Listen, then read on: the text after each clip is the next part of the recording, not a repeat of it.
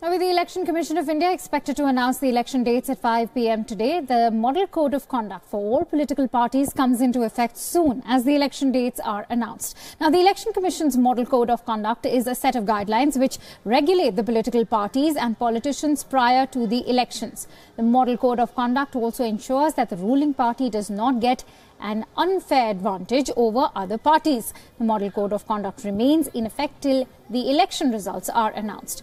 The Model Code of Conduct has several provisions pertaining to general conduct, campaigning, election manifestos, party in power, etc. So as soon as the Code of Conduct kicks in, the party in power cannot use its official position for campaigning.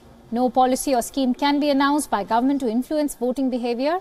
No advertising at the cost of the public exchequer, official mass media or of the state cannot be used for publicity. Official visits and campaigning cannot be combined. No discrimination in making public spaces available for campaigning. No ad hoc appointments in government or public undertakings to influence voters.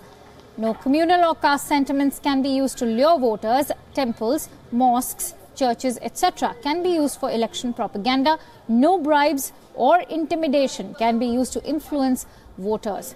No public meetings in the 48 hours before the closing of the polls if any party or politician is found in violation of the Code of Conduct. Then the Election Commission of its own or on the basis of a complaint can issue a notice to the individual found flouting the guidelines.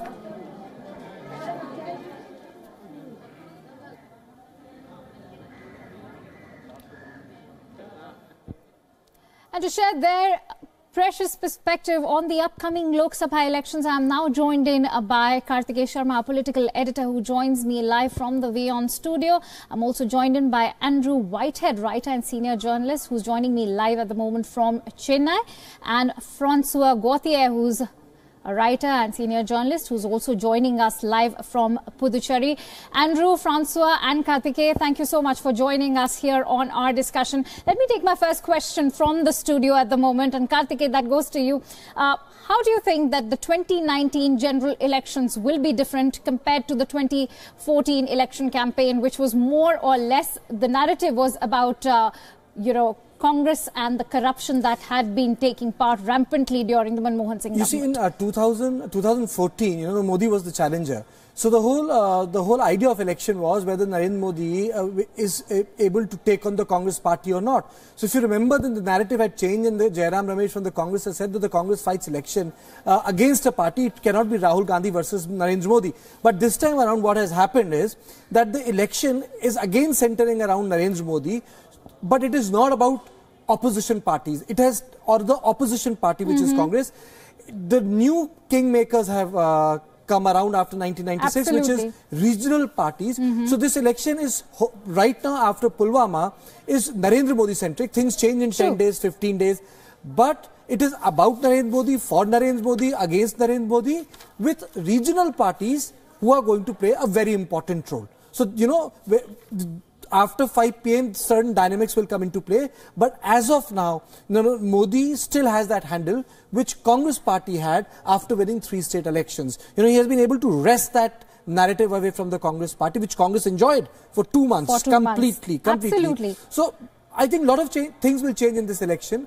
But the hyperbole is right now with BJP. I really don't know, there are certain silent elections. People vote against the dispensation without dispensation realizing. Or sometimes people vote against the incumbent also. For example, in Uttar Pradesh, no one thought the BJP is going to sweep elections with 300 plus seats. But then that was a silent vote which went for Bharatiya Janata Party. That's some very valid points being made by you. Let me also go across to Andrew at the moment. Andrew, you just heard what Kartikeya had to say. He's made some very valid points out here. Do you think Congress will be able to regain those advantages it had lost BJP had lost advantages during the assembly polls, and Congress that time had an upper hand? Do you think Congress can actually regain that advantage, especially after India's IF strike on Balakot? Do you think the military action is going to boost Modi government's credentials at the moment and take away advantage from Congress?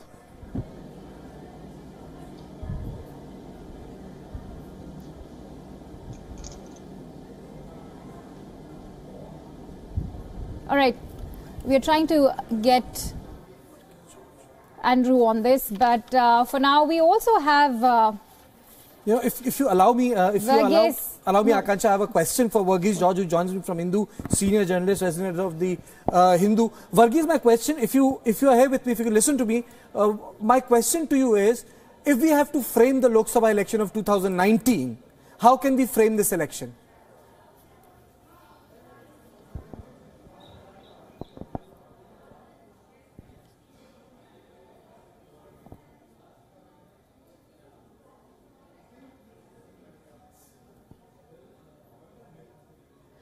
All right, so let's go across to Francois right now, who's also joining us live, but he's joining us live from Pondicherry. Francois, if you can get our question right now, since we were talking about the advantage that Congress had earned during the assembly elections, it seems to be, actually Congress seems to be losing out on that advantage, especially after the IF strike on Balakot's terror camps over there. How do you view the current election narrative? Well, I agree with Karthikeyan that this time, from being the challenger and the unexpected winner with a great majority, Mr. Modi is the person who's actually in charge and at the helm of India. But it's going to be different in 2019 for two reasons. One is the GST. I think in Delhi, the government does not realize how much the GST has disturbed people, the problems that people are facing with the GST, both, in terms of legal problem and also in terms that people have been used to cheating so much, and now it's much more difficult. Everything is much more transparent. So that's a very important factor. I think also that Mr. Modi has lost the united Hindu vote that he had in 2014, in spite of Balakot, in spite, of so many things, and I believe that he's not going to get, the majority that he had in 2014, and he doesn't expect it. He does expect to get the same majority, but my reading is that because of GST and because of the loss of the united Hindu vote, he might not get the same majority and end up with a coalition government. All right, Francois, some interesting points you've made over there. Let me get in Karthikeyan on this. Karthikeyan, you just heard what Francois had to say. He's also stated the GST and the loss of the United Hindu vote. That might be some factors. What is the other Achilles heel for BJP that you can analyze, including the agrarian distress, which we cannot discount, of course, and the lack of employment? See, I would say that, Achilles heel is a very strong word, but I would say that, yes, BJP has problems. It's not a closed election. It's not an election. And despite the weaknesses of the Congress party, despite the fact there is no proper opposition, despite the fact that the alliance is not closed in Uttar Pradesh, despite the fact that, the People's Representative Act in Northeast has turned against Bharatiya Janata Party, there are certain strengths which BJP have. For example, which is organizational, booth level. The problem which BJP has in terms of electorate, or the issues which BJP has in terms of electorate, is that their focus was primarily on certain issues connected with urban constituencies. Now, the rural distress, job loss, as Francois said, very rightly catapulted Congress to power. But we cannot underestimate Bharatiya Janata Party for one simple reason, that in 2014, 60% of the ST-SC seats, which were the traditional domain of the Congress party, went to Bharatiya Janata Party, which means that the RSS-BJP combined has worked very well. What has happened is that ignoring the rural sector in narrative costed them. And BJP is not the first party to get a hit like that. Chandrababu Naidu, when he won his second term, said that I have got the term for the things I am doing in Secunderabad and Hyderabad. Next term he lost. And then he was out of power for full 10 years. So I think despite the fact that 40% of India is now connected to somehow rural, urban centers, the rural sector still counts. It still can make or break elections. It is not as it was in 1950s, because demography of this country is changing, but it still makes a difference. All right. We are also being joined by Verghese George, as resident editor of The Hindu from New Delhi.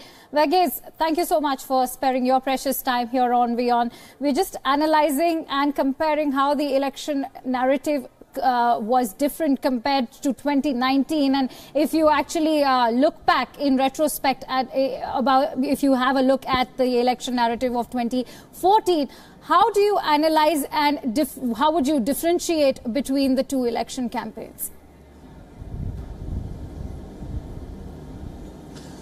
Well, I think 2014 was partly about questions related to the governance of 10 years of United Progressive Alliance and the then Prime Minister Manmohan Singh. And partly it was also about a promise held out by Prime Minister Narendra Modi, who said, "Achhe din aane wale hai, good days are ahead." So, 2014 election was actually a combination of both these factors. But in 2019, I would say the question will be about to what extent that the promise of 2014 has been delivered. Achhe din, what extent has been achieved, and how the promises made by 2014 election campaign by Prime Minister Narendra Modi has been fulfilled in the last 5 years.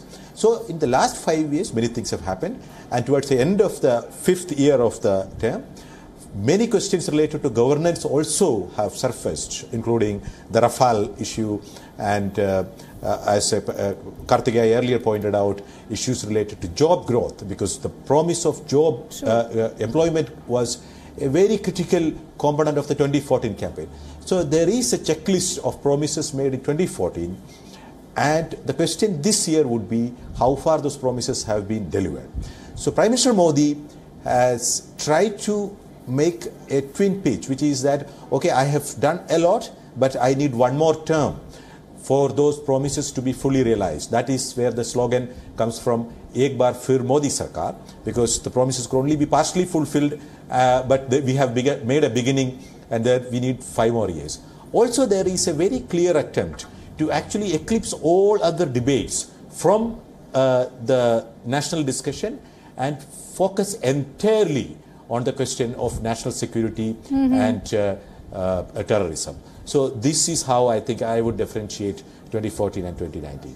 Okay, Varghese, you made a very valid point over here by saying that, national security has become a top agenda on the current government's manifesto. It seems with the Election Commission now issuing an advisory to all political parties to keep the armed forces out of, the entire election campaigning. Do you think that this advisory is going to pose a serious challenge to BJP when it comes to sustaining that nationalistic high which the majority of the Indian population is currently riding on?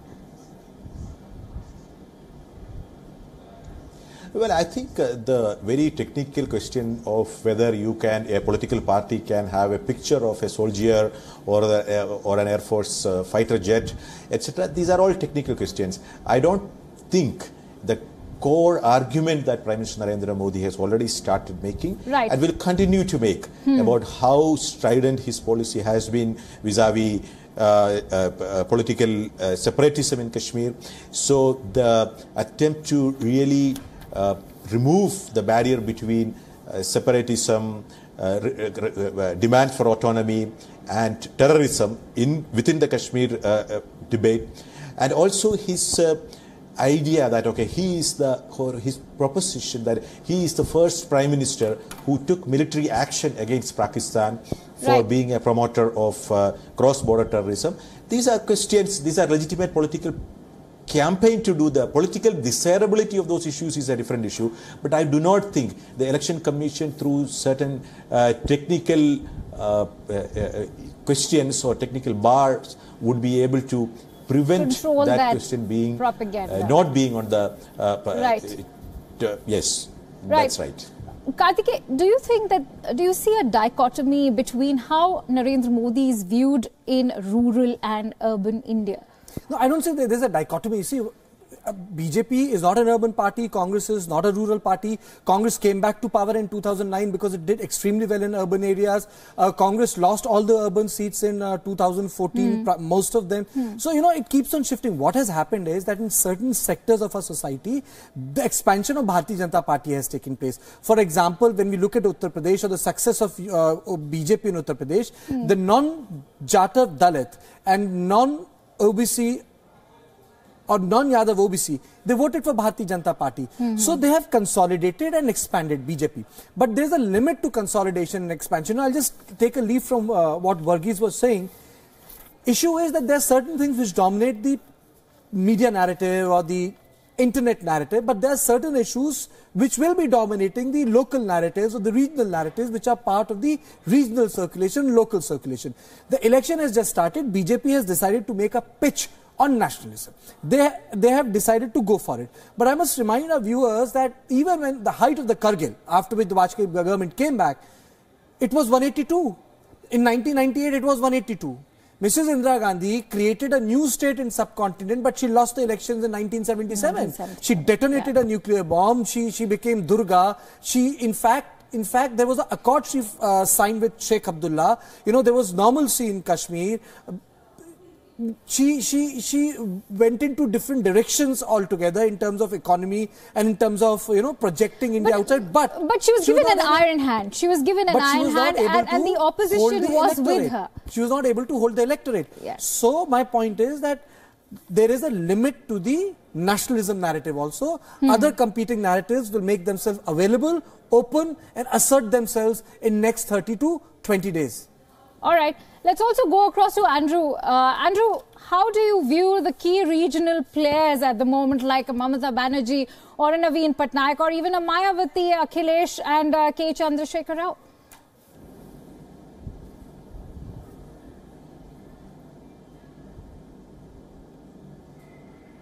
Okay. So let's take that question with Varghese. Varghese, if you can hear me. I'd like to request you to comment on the importance of the regional players who seem to be emerging quite strong at the moment. And what's your analysis of these regional players like Mamata Banerjee, Mayawati or Akhilesh? Well, I think when we discuss regional parties, we have to make a distinction between regional parties where regional parties are contesting the BJP and otherwise. Because in, say, states like West Bengal, for example, since you mentioned Mamata Banerjee, though the BJP is supposed to be Mamata Banerjee's primary contestant, primary opponent in the state, BJP is far behind her in terms of popular support and organizational capabilities. The real regional party compact that will come into play in determining whether Prime Minister Narendra Modi will get a second term or not will be the regional parties in Uttar Pradesh and Bihar. Because in other key North Indian and Western Indian states, BJP is in direct contest with the Congress, as we saw in the recent state assembly polls. Bihar and UP, where BJP practically got 71 plus nearly 100 out of the 278 seats in 2014, is now up for grabs. Both Bihar and UP are essentially two open fields where the ball is up in the air, and we do not yet know how these regional alliances will take shape, though the Samajwadi Party and the BSP and the RLD have announced an alliance in Uttar Pradesh.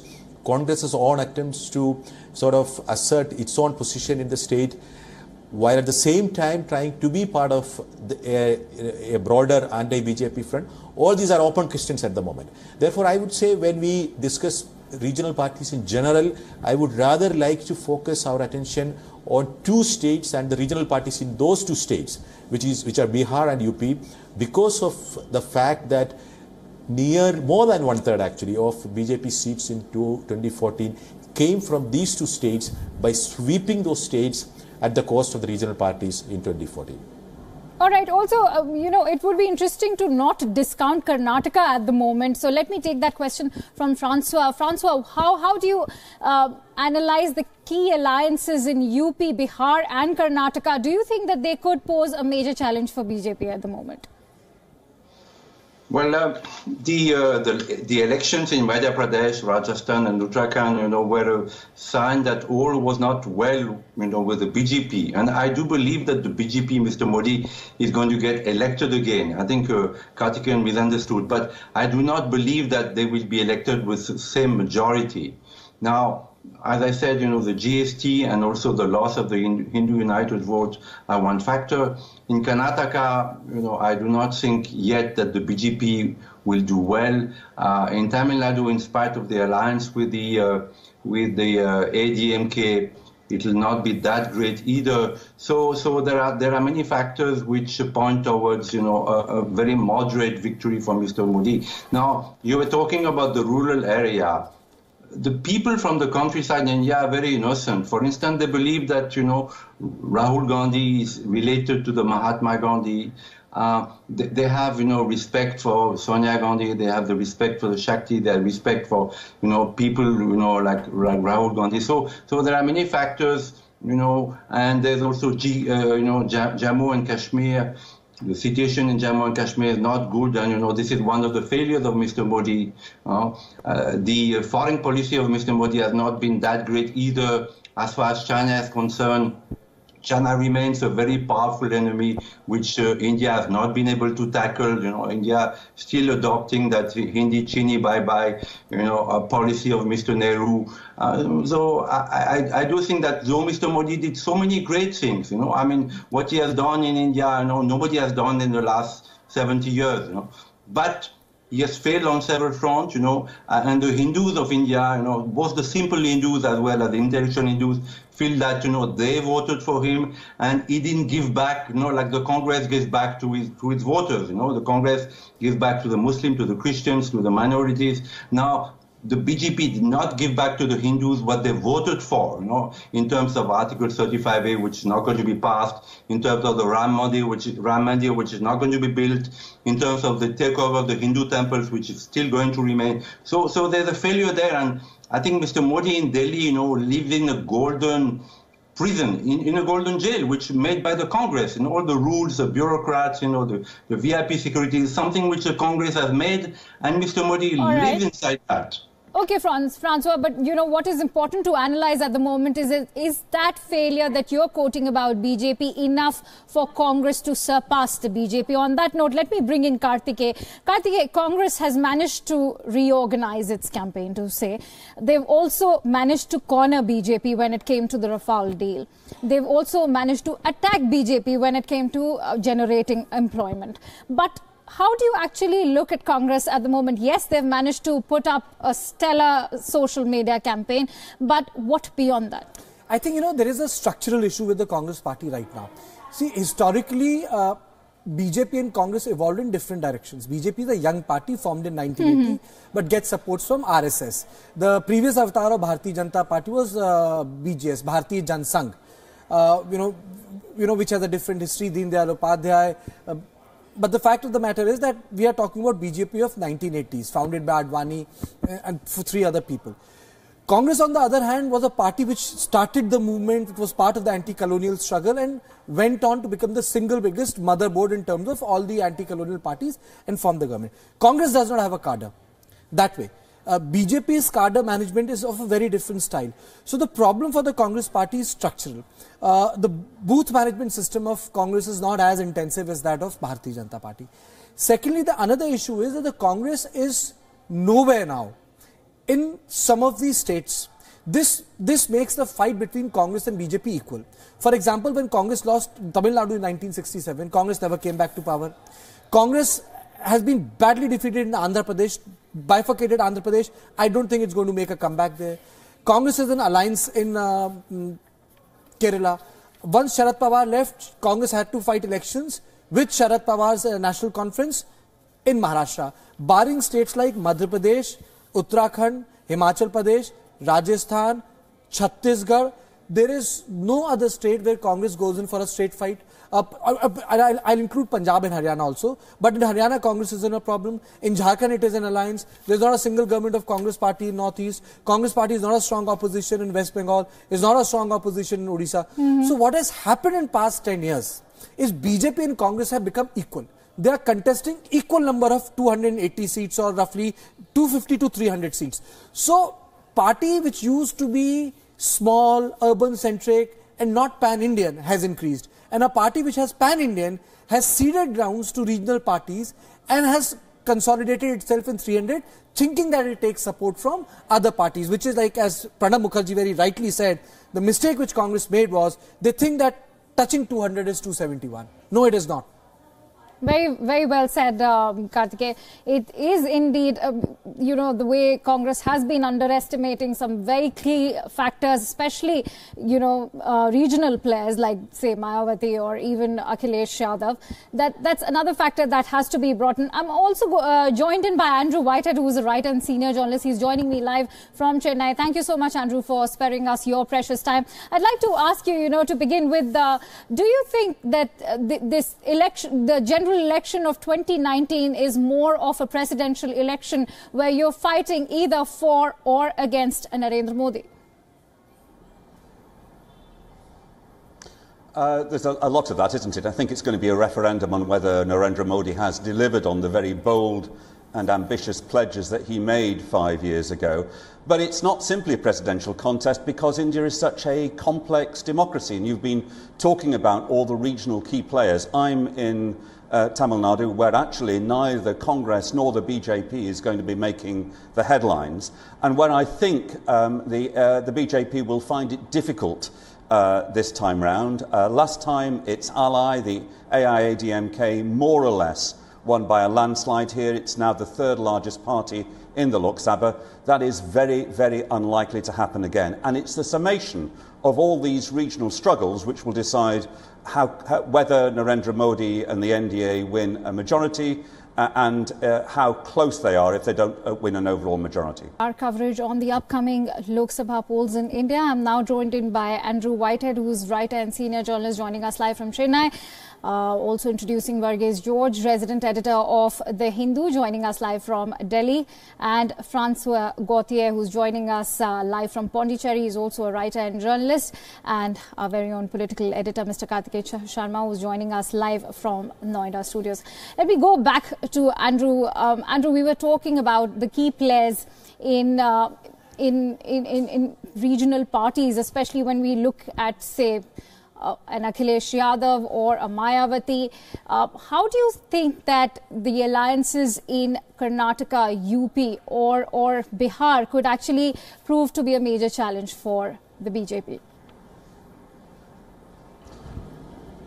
Well, I think Congress has got a problem because a lot of these key regional players are not queuing up to form alliances with Congress, as you would expect them to if they saw Congress with the potential to lead an anti-Narendra Modi coalition to victory. So you mentioned Uttar Pradesh. The Akhilesh Yadav Mayawati coalition will certainly stop the BJP winning another landslide in Uttar Pradesh. But Congress aren't part of the party. You've seen in Delhi, Congress has not only failed, it's not even tried to do a deal with the Aam Aadmi Party, which is the dominant party, certainly at NCR level there. You've got people like Naveen Patnaik, you've got strong regional leaders in Andhra Pradesh and Telangana who are not exactly rushing to hold hands with Congress. Absolutely. And I think the summation of these will be absolutely crucial. I think he's made a very relevant point, but I have a question for Varghese, but I'll add a preface here. Varghese, it is said that if Ram Manohar Lohia wouldn't have walked down to the office of RSS in Nagpur because he felt that the anti-Congress consolidation in 1960s was not enough to dislodge the Congress party, then those Sanyukta Sarkars wouldn't have been made in 67. But subsequently later, people actually accused Mr. Ram Manohar Lohia of mainstreaming RSS. Now, as Andrew was mentioning, that the Congress is not making efforts to reach out to the Aam Aadmi Party, which attacked Congress Party in such a direct, in such a gruesome way that, the sheen of the Gandhi family was done away by 2014 August, it became an open game in media that, for anything, you could directly hit at them, something which was not there in 2009, 8, 4 or even before. So my question to Varghese, to you is this imperative of coming back to power and your responsibility to build the organization. Is Congress somehow stumbling to balance both the priorities? Yes, Congress actually represents in multiple ways the multiple dilemmas of all centrist politics around the world. You have to understand, we have to appreciate one thing, which is that all these regional parties and the outfits that we discuss in this context all of them are parties that occupy the political space that once used to be occupied by the Congress, once used to be of the Congress. Now, these parties and outfits, actually, they had a more effective way of advocating much more stridently the specific and particular demands of special or one single or maybe a group of one or two social groups. And they did it extremely well, mobilizing that section of the community and our electorate. Now, Congress, as a centrist party by definition, when it tries to balance the social interest, multiple interest groups, by advocating moderation on all fronts, which is whether it is conservation, which is I know you have to leave. I know you have to leave, Varghese. Before I let go of you, you wrote a book on Trump and the disruptive politics. Do you feel that the Congress has not been disruptive enough? You know, if you look at global politics, global leaders, disruptive politics has worked. Kejriwal disruptive, Modi disruptive, Trump disruptive. Many other leaders, I'm forgetting the name of the country where a 26-year-old he became the premier of the country from Eastern Europe. Again, disruptive politics. Is that lack of disruptive politics the bane of the Congress party? Yeah. You know, by definition, a Congress party or any political party that occupies the middle ground of the society cannot be disruptive by definition. So you can have disruptive groupings that comes and hits you from the left and the right, but a party which actually tries to seek the middle ground and to make a social coalition of multiple social groups, we would find it extremely difficult to sustain itself when you are being attacked from the left and the right by the disruptive forces, as you rightly mentioned. Therefore, I think regardless of what the Congress might want, it will be very difficult for Congress to reach out to these regional parties and make a coalition.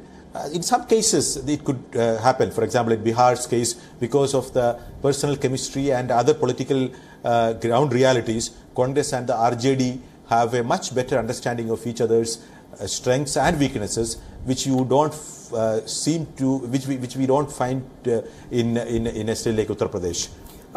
Let me take this issue to Andrew. Andrew, do you feel that Indian politics, or in Indian politics, the middle ground has reduced considerably? Well, Congress has reduced, and Congress is largely the middle ground. There isn't much else, certainly not at national level. But whether you regard Congress as a centrist party, I'm not quite sure. I mean, I think in global terms, it would be seen as a centre-left party. It is a party with an emphasis on the interests of the poor, and in the past on minorities. How big it will be on that this time round, I'm not quite sure. It's a party which talks about the need for a big and active state. But what I'm not quite sure about is how hungry the Congress party is for power. I know that Narendra Modi and Amit Shah are hungry for power. I'm not absolutely convinced that Rahul Gandhi and his colleagues are hungry in the same way. And the other thing that I'm not sure is whether the Congress has actually learnt humility, whether it's learnt how to make pre-poll electoral alliances work. Why isn't it getting into alliances in Delhi? Why isn't it doing the work in Uttar Pradesh? That is a really worrying sign, I think, in terms of Congress's ambition to make, I mean, it won't be the largest party in the new parliament, but to make a big mark in the elections coming up. All right, that's a very interesting point that Andrew has made. Let me thank Varghese George, who will actually be taking our leave, but also introducing R.K. Upadhyay, who's joining us live from Bengaluru. He's a senior journalist. Mr. Upadhyay, my question is to you. As you just heard what Andrew had to say, he made some very interesting points over there. He said that Congress's lack of making pre-poll alliances work is what's been its downside. Do you think that's working against Congress? I think so. I definitely think so. Because I think after what happened in 2014, they should have learned that, they should have known the ground realities. They are no longer the kind of national party that used to be. They're like any other regional party. Their mindset is still a national party, but they are confined to just about 4 or 5 states. And outside those, they don't have any presence. So unless they reach out to the other parties, the regional parties, there was no way they could have come back. They could have made a comeback in these elections. And it was very important for them to reach out to each one of them and ensure that, they could reduce the number of seats that the BJP could win. When Mahagathbandhan was, planned in a grand way, I remember it happened in Bangalore when this JDS Congress alliance came to power. All these big leaders standing in front of the majestic Vidhan Saudha and holding hands up and, saying that we all have come together. But, people had cynicism about that. They knew, how is it going to work? Because in each state, they are fighting against each other. You take Andhra Pradesh. Chandrababu Naidu can't yield any seats to the Congress. Take West Bengal. Mamata Banerjee can't yield any seats to Congress. And this is the case across the country. That being the case, Congress should have come down and said, we are ready to accept whatever we can. We want to ensure that the BJP is defeated. Had it been their prime objective, they would have done much better, I suppose, until now. But now you find, even Aam Aadmi Party, they can't reach out to Aam Aadmi Party. You see, they have 67 seats out of 70 in Delhi, and you have to reckon that they're a force in Delhi, and you have to go for an alliance with them. But Congress feels that, why are we going with the regional party? It's a small party.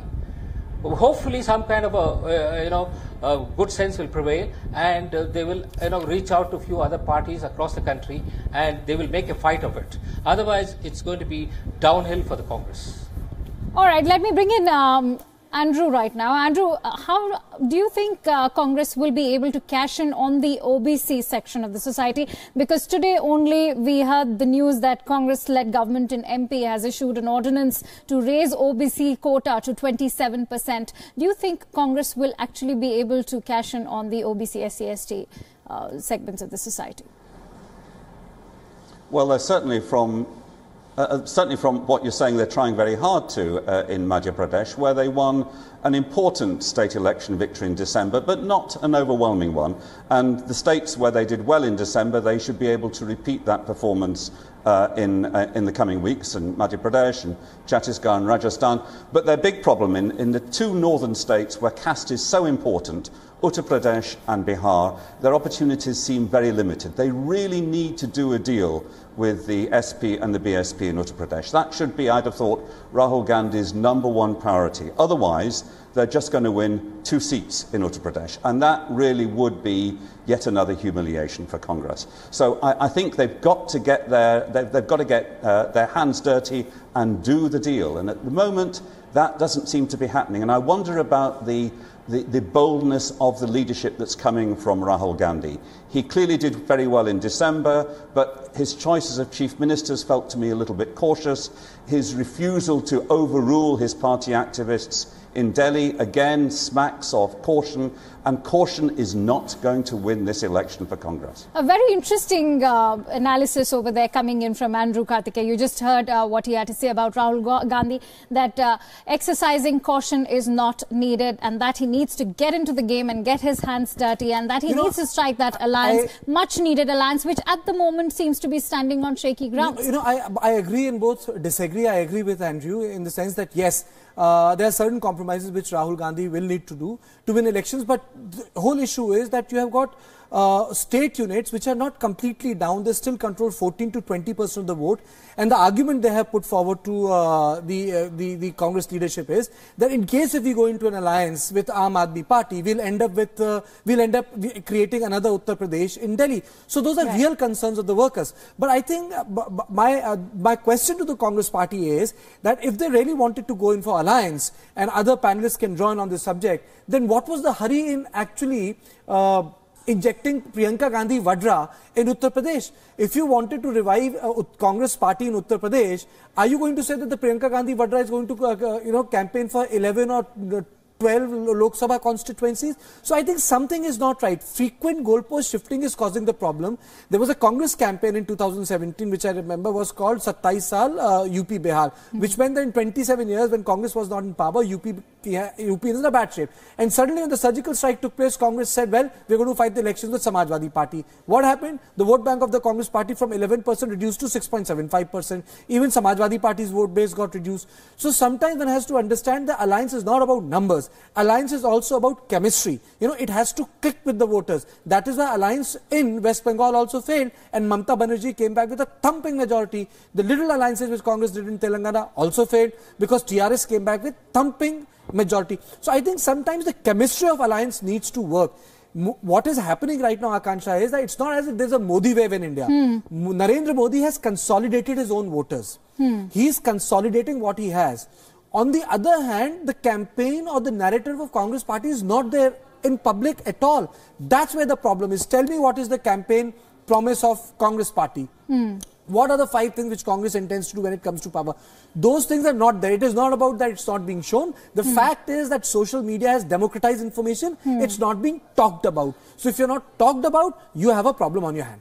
All right, let me take Francois Gauthier on this. Do you think that there's a lack of talk about Congress's agenda at the moment? As Karthikeyan rightly mentioned, he mentioned Priyanka Gandhi being brought into the picture. Do you think Priyanka's entry will actually give Congress some sort of an upper hand at all? Yes, I do disagree with some of our participants. The Congress has gained a lot of points recently. Mr. Rahul Gandhi, who was taken as a buffoon, a year or 2 years ago, now he's taken much more seriously. The media talks about him a lot. The campaign against the Rafale, though it is totally unfounded what they're saying, has created confusion in many voters' mind, Even Balakot, all these satellite images, has also created confusion. I think that the Congress has gained points. It might not do well, in the election. It's true that in UP it will not do well, but Rahul Gandhi remains the only potential prime minister of the opposition. I don't see Ms. Mayawati or Mr. Naidu or Akhilesh Yadav, being accepted as a prime minister candidate. So the Congress is not doing so badly. I don't think they're going to beat Mr. Modi, but still they have revived a lot in the last, 1 year, and it's been quite successful. And they won very important election recently. I don't think the BJP is taking seriously enough the threat of Mr. Rahul Gandhi at the Congress at the moment. Okay, let's reverse this question. Let me take it to Mr. Upadhyay. Let's put it like this. There's a hyperbole when it comes to Bharatiya Janata Party's campaign: nationalism, patriotism, Ram Temple, Sabrimala. Do you feel that there is silent opposition right now, something which journalists are not able to preen through? Is there a silent vote against the Bharatiya Janata Party? That's an interesting point. Before that, I'd like to make a point about Priyanka Vadra's entry. She's the last trump card of the Congress party. And having decided on fielding her in this election, she should be getting full scale into the elections. Why is she, ready to wet her early toes? I mean, she should get knee deep into it. She should be campaigning across the country. I mean, without that, there's no point in, bringing her into politics. I mean, the word that we have is that she's going to campaign only in Eastern UP. Why is that? I mean, I'm sure the Congress party realizes that she is a vote catcher and she should be campaigning across the country so that the Congress, gathers maximum number of votes. I mean, that's my, take on Priyanka Gandhi. As far as, the point that you made about the BJP, the opposition should look at where the BJP has failed. I mean, that is where they should be concentrating on, especially creation of jobs. They have not been able to create the jobs, which they promised. The Prime Minister said we'll be creating 1 crore jobs a year. Where are those jobs? They should be asking. Secondly, you promised that, Ram Mandir will be built. Why is that you have not been able to take even a single step as far as the Ram Mandir is concerned? And, there are so many other issues which they should be, putting back at the BJP. But they are playing into the hands of the BJP by, playing their own card. So I feel that, they should take it back to the BJP and tell them this is where you have failed. Or you take the lynchings of the minorities. I mean, the minorities are a big issue in this country. Minorities feel threatened. And why don't you, tell this country that, minorities are not safe?